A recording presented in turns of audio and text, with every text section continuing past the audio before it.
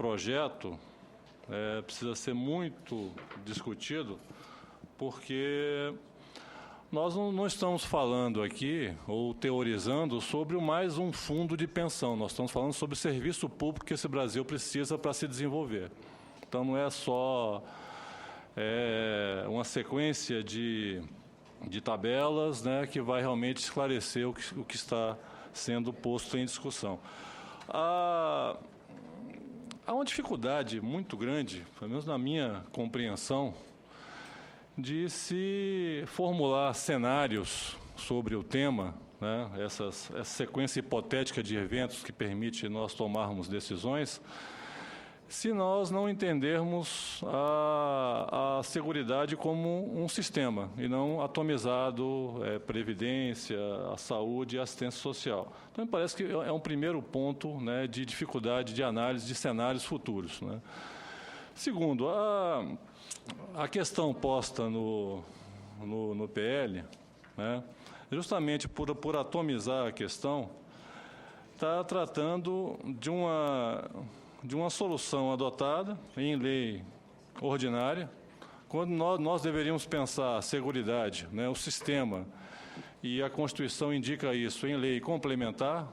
Isso me parece conceitual, muito mais do que jurídico. Me parece que também a percepção, a falta de percepção sistêmica leva a vários equívocos, né? Nós não temos a exata percepção da questão posta, quais são os meios, quais são os nossos objetivos primeiros, né? Nós estamos falando de serviço público.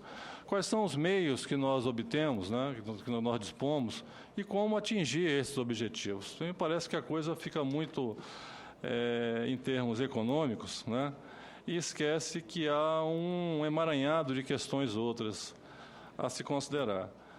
Se a questão é déficit, não sei se é déficit. Sistemicamente, eu não fiz essa análise. O cenário está falho em termos de construção. Mas, supondo que haja déficit de 50 bilhões, né, vamos partir dessa premissa, 45% desse déficit não está sendo tratado, né, nesse PL. Há duas questões básicas, né, de responsabilidade fiscal também passaram ao largo, né. Nós vamos ter que, a partir da vigência desse novo sistema, que os novos servidores não irão mais contribuir, né? Isso não foi dimensionado nas explicações do projeto.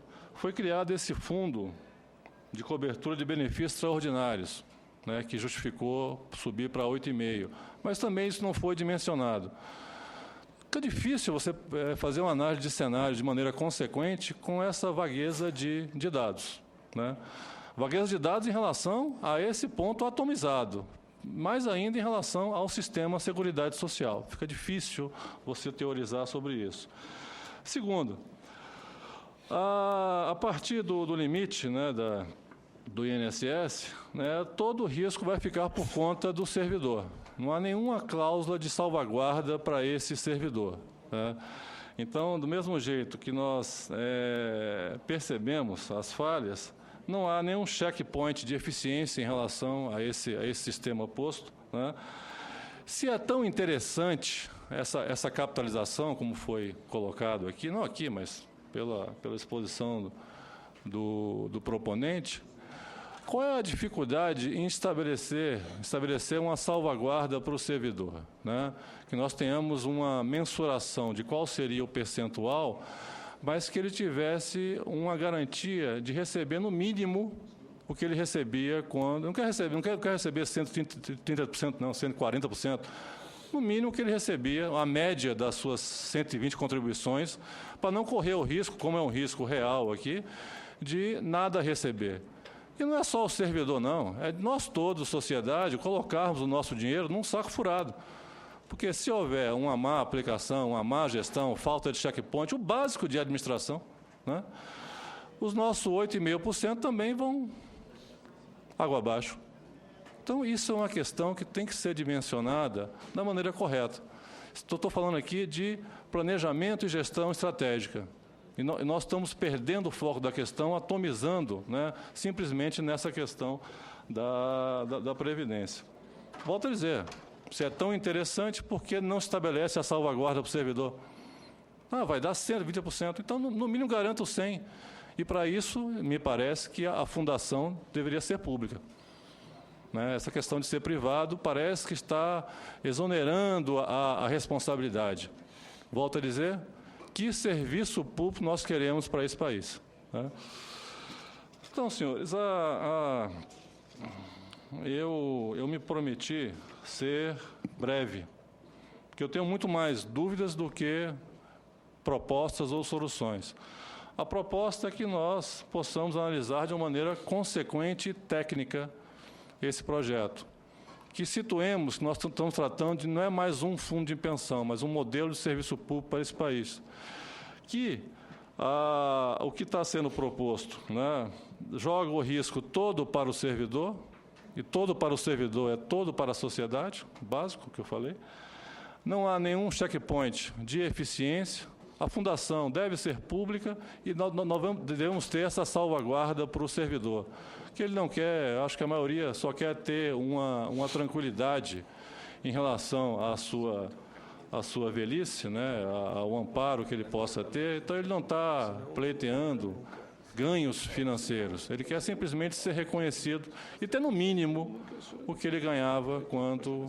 Isso é uma questão de gestão atuarial, isso é outra questão, mas o que eu faço questão de louvar aqui é a iniciativa do senador Paulo Paim, como sempre, né, de promover essa discussão de um assunto que está sendo tocado com uma rapidez excessiva. Tecnicamente, não conseguimos fazer uma análise efetiva, consequente dos cenários futuros, principalmente que nós estamos com um foco extremamente fora do que seria a questão sistêmica, né? E, basicamente, nós temos que discutir mais. Não estou dizendo que a opção por fundo seja boa, seja ruim. Eu fiz uma análise pontual do que existe aqui. Mas, para chegarmos a isso, nós temos que fazer uma avaliação mais detida, né, com maior critério técnico e não só com critérios economicistas, né? Falamos do serviço público que esse Brasil precisa e merece. Muito obrigado. Muito bem. Doutor José Barroso Filho, juiz auditor.